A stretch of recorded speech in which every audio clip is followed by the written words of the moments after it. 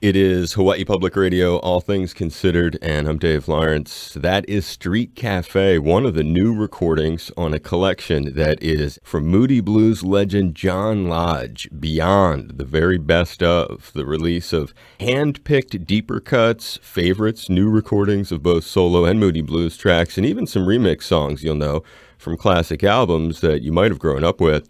John wrote some Moody Blues monsters too, songs like I'm Just a Singer in a Rock and Roll Band and Ride My Seesaw.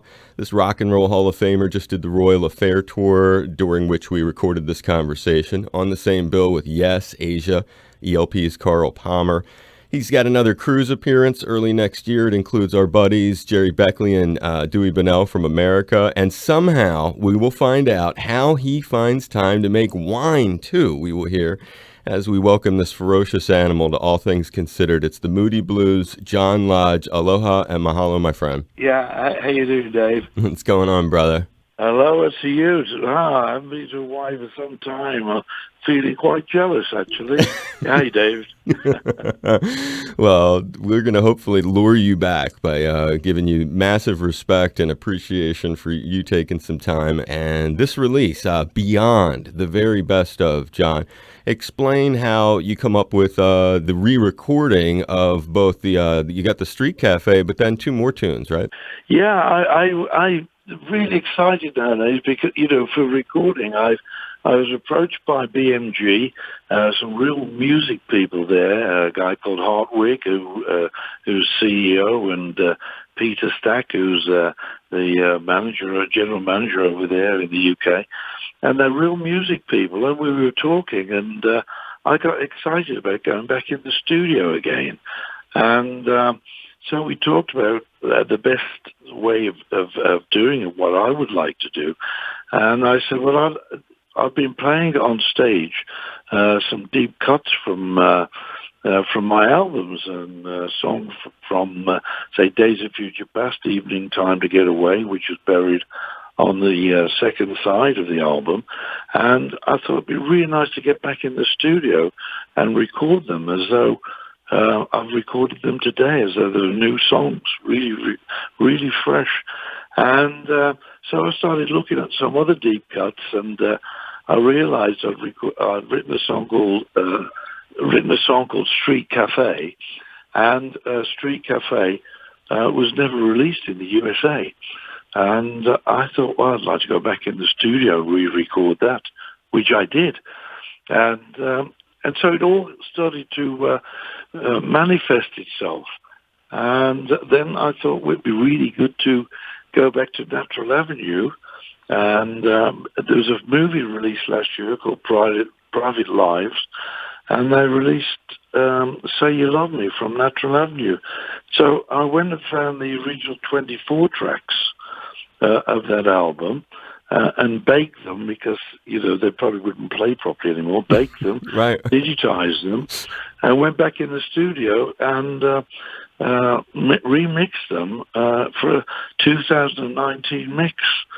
And basically that's how I put the album together. And I thought I'd get Roger Dean to do the artwork, and Roger loved the idea. And and that's why I came up with the title Beyond, because it's sort of beyond the deep cuts. It's taken them out of where they were and hopefully put them where we are today and maybe in the future. I like that. It's a great summary. And Roger Dean, for folks who are listening, if you're a fan of those classic, really psychedelic early 70s Yes records and some of the Asia records and other work, that's who that artist is. So that's what's given John a very cool, hip, kind of 70s retro artwork package when you mentioned the Roger Dean, just so that other people can be included in what we're talking about here. And you mentioned something neat. In a moment, I'm going to play you a question that I got from our operations manager. He also hosts our evening jazz show. He's a huge Moody Blues fan. And we were talking the other day about the process of saving old music and thinking about taking classics like you're talking about here. Again, John Lodge from the Moody Blues talking about Beyond, the very best of, and Going back to some of those original recordings when you were talking about the remixing process, you mentioned baking the original tapes. Now, for the folks listening who are just not, they haven't done 50 years in the music business, they're not in the Rock and Roll Hall of Fame, try to explain to them what you're talking about, because I think they'll laugh. Well, a tape is got a magnetic field on it which records everything, and it oxidizes. And once if the tape is really old, and it's been sitting in a vault somewhere for like 30 years, 40 years, the oxidation takes place between each of the tape, between as the tape is in a roll. You can imagine it's all sticking together and everything. And once you play it once, you'll probably lose a lot of the sound, a lot of the magnetic sound on that. So what you do, you bake it, which holds it all in situ for really one play. And then you record that digitally. The play you do, you play it to the machine, but you digitize it. So you've kept it exactly what the digital exact copy of what is on the tape, and then you can then do what you like with it on computers and through your mixing boards.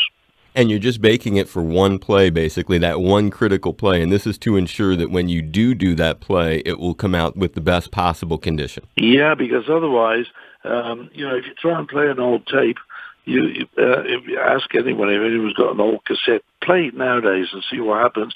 It probably goes along a bit and then it just disappears, the sound, or it goes, bassy and fluffy and everything else. And you think, well, I didn't hear that in the 60s or 70s or 80s. Right. You're funny. Now, when you do this tour, the Royal Affair Tour, which is, again, when we're recording this conversation, and I think of your presentation on stage, how much do you dig into these do you reference this process of doing this record? Do you tell some of these cool stories when you're doing it? And you're using your 10,000 Light Years band, too, backing you up, right? Yeah, I am. Actually, on the tour I'm doing right now, because there's so many artists on the tour, and it's a 4-hour show we're doing, there's really not much time to talk about the songs, because I think it's more important I play the songs. And so I'm doing songs like Stepping Into Slide Zone, but sort of a deep cut as well. I'm playing Saved by the Music from Blue Jays. But I'm also playing Legend of the Mind from my friend Ray Thomas, who unfortunately died last year, the Moody's, a flute player. I wanted to keep Ray's music alive. So I'm doing sort of 8 songs, which sort of really encompass the songs I've written over the years, and I'm having a great time with it. I'm getting John Davison from Yes to come on. And he joins me for the encore of Ride My Seesaw. So, yeah, we're having a great time. I love that kind of talk. Now, you mentioned Ray, and I was going to get you to do when I think about this is, again, John recently worked with and then lost this major partner from the Moody Blues, flute player, singer, founding member of the Moody Blues, Ray Thomas. If you can, take us back to first meeting him and pay tribute to things about him maybe you'd like him to know that you're grateful for about your relationship. Well, I met Ray when I was probably 14. I got on a bus, and I saw this guy stand on the bus, and I said to him, don't you play in a pop band at the church hall on a Thursday evening in the U Club? And he said, yes, I do. I said, what's your name? He said, I'm Ray Thomas. And I said, well, I'm John Lodge. I said, I play as well. Do you fancy forming a band? And we did. We formed a band, and the band was called El Riot and the Rebels. And we used to wear Mexican outfits, can you believe? We even bought sombreros, but they only lasted about 2 concerts because we lost them. But we dressed up in Mexican outfits, can you believe? I mean, the things you did. We were like 16 and 17, and I taught Ray how to drive a car. I passed my test first. Ray was older than me. but he won't mind me saying that. I taught him how to drive, gave him his first driving lessons. So we did really grow up together, and his parents and my parents became really good friends just because of us. And they were stayed friends until, unfortunately, my parents died and Ray's parents died. But right up until the end, they were still all great friends, going on vacation together. And Ray's children and my children have kept in touch, and they are friends. In actual fact, I've recorded Legend of the Mind for Ray on the album, and Ray's son Adam has just been in touch with me, and he just thanked me for keeping his dad's music alive. So, it's more than just music. It's just been a friendship, and I just have to tell you one story for everyone out there, which you probably like. Please. When we were nominated for the Hall of Fame, Ray wasn't very well, and this was sort of just before Christmas, and he rang me up. He said, "Hey, John," they said, "we've been nominated for the Hall of Fame." I said, "Yeah." He said, "Does this mean we're famous now?" I thought, after all these years, and that's Ray's sense of humour. Does this mean we're famous because we've made it into the Hall of Fame? And it was a sad day because when the presentation was going to be, he rang me up and said, "I'm not going to be able to make it. Could you collect it for me on my behalf?" I said, "Yeah, of course I will." And unfortunately, he passed away just before the ceremony. But Ray will always be with me anyway. It's real heavy, and he was a partner in your last go around on a solo effort too, right before. Yes, he did. I've written a song for my grandson called "Simply Magic," and I rang Ray up. I said, "I've written this song. Get the flute out and come and play it on this song." And so I went round to his house because he lived just a mile from me, Ray. We had the same doctor. We saw each other regularly, and I went round and played him the song, and he said, "Yeah," and he learned all the parts for the flute, and we went into the studio and recorded the song. And while we were in there, I said, "Why don't we ring Mike as well in California and get him to come and play Mellotron?" Which I did. I rang Mike up and said, "Would you come and play Mellotron on this song?" And he did, and it was just a great time for me because it sort of completed the circle, because I hadn't worked with Mike for many, many years. So Mike was on my album and Ray, and things worked out fabulously for the record, and at least Ray did something just before he departed this earth with me. So fabulous. That's a wonderful tribute. Mike Pinder is the name that he's talking about there. John Lodge again, Moody Blues legend, and sharing some deep stories, taking us back to cats that he spent a lifetime with. And it makes you think, sometimes when I talk to people from your neck of the woods in England, John is from the Birmingham area.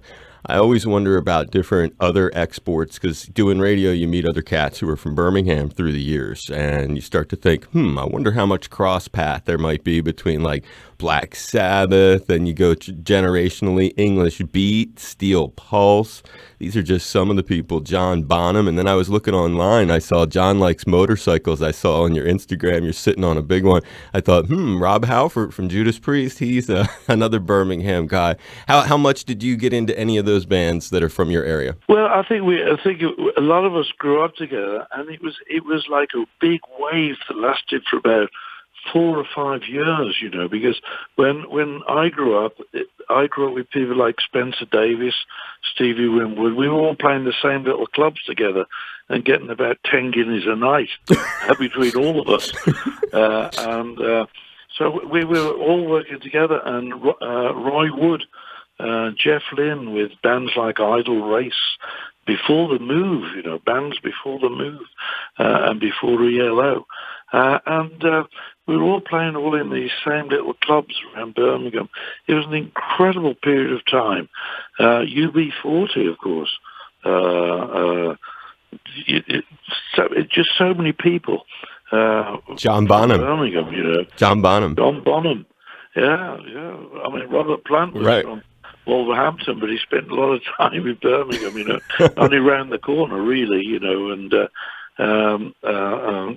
band I found called Trapeze with Glenn Hughes. Of course. And Mel Galley. They're all from the same area, We all played all the same venues, and it was like a huge wave. And you produced that band, Trapeze, with Glenn Hughes, who you're talking about, who would go on to sing with Sabbath and sing with Deep Purple, and is just a very talented singer. Yeah, White Snake and Judas Priest and everything, So it was just a great time, and the Moody Blues, or myself before the Moody Blues, as I said, Ray and I was with another band, but we would try and find our own music, We'd try and recreate our own songs. You'd see other bands and think, yeah, they're doing that. That's fantastic. But we've got to do something else, And that's what we did. You did some really original, unbelievably pioneering kinds of flavors with your music. And on the note of that, in fact, funny enough, different kinds, and you probably can really appreciate this, having the longevity you are so blessed to have, and it really is a blessing. On the note of those classic releases, fans sometimes get tripped up, John, by different versions of songs where perhaps songs have been remixed, or sometimes in the remastering, there will be instruments that get deleted or added from a mix. And so we have this, our operations manager, he hosts our evening jazz show. It's called Evening Jazz, and Charles Husson is his name. And he's the biggest Moody Blues fan that I know. And so I recorded him. He had a statement about that exact issue that I just mentioned, and I wanted to play a recording of that and get your comment on it. It's on one of your classic records, okay? I'm just going to play you his audio. You should be able to hear it pretty good. Hang on one sec here. I just ordered the 50th anniversary box set of Days of Future Past so I could get the original mix because I hate the 1972 remix so much. And I do. I agree with him 100%, because that was done by the record company without really our knowledge. And it's a really strange thing that people take it on themselves to do these things. I have this incredible thing that I always say. What we did when we mastered it originally, that was how we heard it. And it should not be done any other way. And I think that was really, really important for me, because I don't want... It's when there's outtakes turn up as well. It's like, yeah, we didn't put the outtake on because we didn't think it was good enough. Right, it wasn't on for a reason, is what you're saying. Yeah, it was not on for a reason. And so it's important to me that, and I agree with him, and it's really important. Sometimes you put on a radio station, you listen to the record, and you go, that's not the original. Right. That's not the original. Where they got this version from?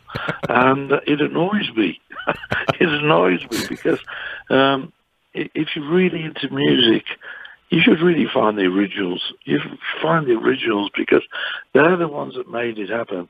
That's the one that happened in the studio that turned the artist on, turned the engineer on, turned the producer on. That's the one that really, really got everyone excited. I love it. You had a great reaction. He'll get a kick out of that. I'm sure you're making him smile big time. And one other, he said, and this is seriously, John, I'm not kidding. In my entire life, I'm 48. I've met no one who is as big a fan of you and your band than this guy, Charles. And he said one other thing. He said, if there is one message you could pass along for me, it's this. To Our Children's Children's Children has been my favorite since I bought it, and Candle of Life, along with Watching and Waiting, is the high spot on the album for me. The core 7 albums are still my favorite music of all time. Well, that's a beautiful thing to say. Thank you very much, Sue.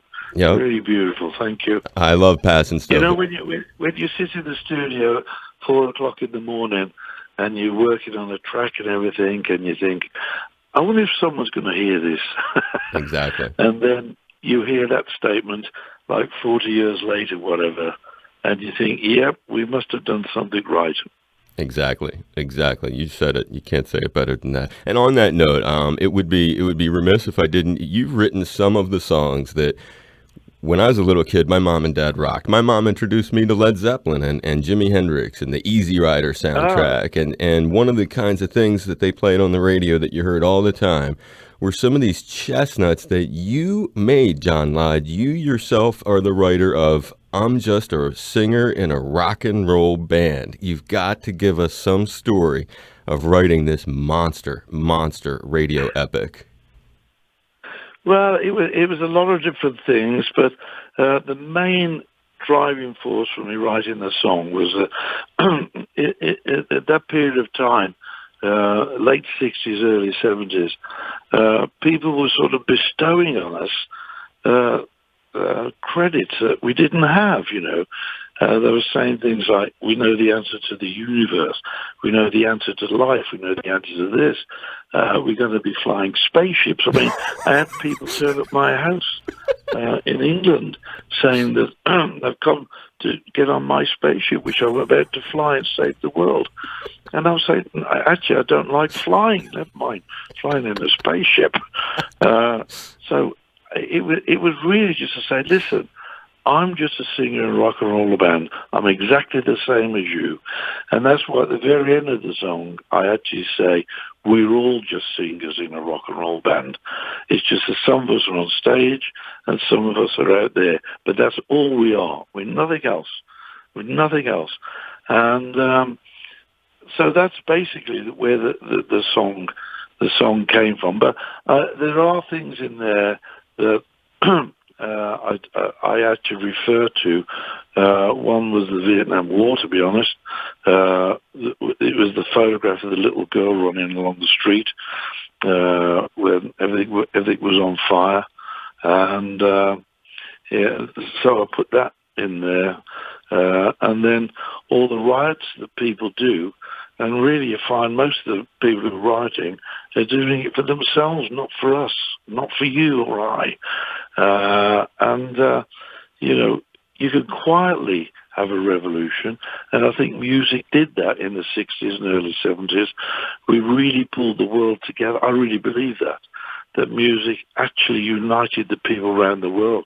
I know when we were playing concerts in Eastern Europe at the time, you had the Iron Curtain and things like that, where English and American music was not allowed, but we'd go behind there and play, and everyone loved it. Young people, they just want to be part of being young people around the world. And we're living in strange times now, and I just hope that music can actually unite everyone again, and try and put some harmony back in this world. When you talk like you just did, I can't help but think you're a very spiritual guy, too. Does that inform some of what you just said? I think so, yeah. I think so, because, I'm a musician because I love music. I'm not into music because it can make me money and make me famous. That's the last thing on my mind. I love music, and I know what it does for me listening to music, and hopefully I know what it does to other people listening to music. And there's a harmony, and if we can spread that harmony, it's just fantastic. You have that in Hawaii. I remember going to Hawaii for the first time, and I felt a real harmony in Hawaii. There was something mystical. Whether it was about the volcanoes, I don't know, but there always felt something mystical and very calming. And I think all the dancing and the music in Hawaii was very calming and harmonic.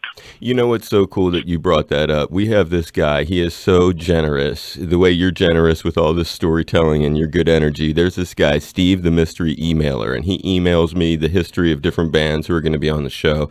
So sometimes I'll email him and say, hey, Steve, I'm going to be talking to like John Lodge from the Moody Blues. Can you check your records and see what his history is with the islands? So take a listen to this since you brought up that really nice testimony about the Aloha State. It was January 27th and 28th, 1974, according to Steve, that the Moody Blues made their Hawaii debut, performing for 2 sold-out shows at the Blaisdell Arena. A concert review in a local publication, John, named Sunbums, reads as follows: "The blue stage lights turned red, the stage filled with smoke, and suddenly the Moody Blues burst into view. They began their 2-hour performance with Higher and Higher, continued on with," and it lists a bunch of the songs that you guys played before being called back for an encore of, and it's another song that our guest John Lodge wrote himself, "Ride My Seesaw." Ticket prices for this event. Do you want to take a guess at what you were, Mr. Lodge, at what you guys were selling those tickets for? Because it's going to be kind of funny. $5. $6.50, $5.50, and $4.50. You hit it right on the head. And Yeah, and I remember that as yesterday. We flew in from Alaska, and we flew in on the first, I think it was the first Japanese. We flew to Alaska with Japan Airlines, and I remember we landed in the snow and the windscreen broke at the plane. Can you believe that? We were stuck in Alaska. We were stuck in Alaska then for 2 days, and then we flew down to Hawaii. Yeah, amazing. What broke? The windshield of the airplane broke? Yeah, it cracked. And you got stuck in Alaska because of that? We got stuck there in Alaska because they had to fly another windscreen out. and then you came to Hawaii afterwards, so you could really remember. So that you remember those exact shows, and that was your debut then, 74. Yeah, I remember where we stayed, the Kahala Hilton.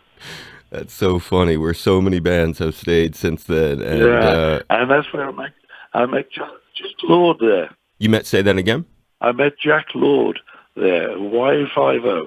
Wow, how did that happen? Yeah, he was at the hotel, and I just went up to him and said, "Jack, I'm John Lodge, Moody Blues, and we're doing a concert here, and I just want to say Hawaii 5-0 is such a big show in the UK, and I just want to say, hey, you made everybody happy." Did he get a kick out of that? Yeah, he did. Quick photographs together and everything else, and that was nice. What a beautiful memory. Final one, and then I'll let you go. Moody Blues return to Hawaii. Now, this could be, you'll fill us in, you'll help Steve out if this is, Steve does not say this is the only other show, but it's the only other one he sent me. February 13th, 1987, Moody Blues returned to Hawaii, played the Blaisdell Arena, and he says, if I am not mistaken, this performance in Honolulu was taped for a future Showtime cable TV special. Ticket prices, though, John, a little bit more respectable on this one. $16.50 for this one, it says. $16.50. Yeah, wonderful. Yeah. No, and I've been to Hawaii a few times now for holidays with my family. We've always had a nice time. Love it. But those were the only 2 concerts, you think? Those are the only 2 times we've been there. And you never know. I mean, if the promoters come forward, perhaps we get the Royal Affair over there. It'd be great. You do that. You bring the Royal Affair. You come over, maybe do a thing with your wine, right? When you're not busy. Yeah, that'd be good. When you're not busy rocking. Nice. Where do you grow your wine? Where are you growing your grapes? Well, no, I want to do. I find winemakers. I find areas in the world which I really love.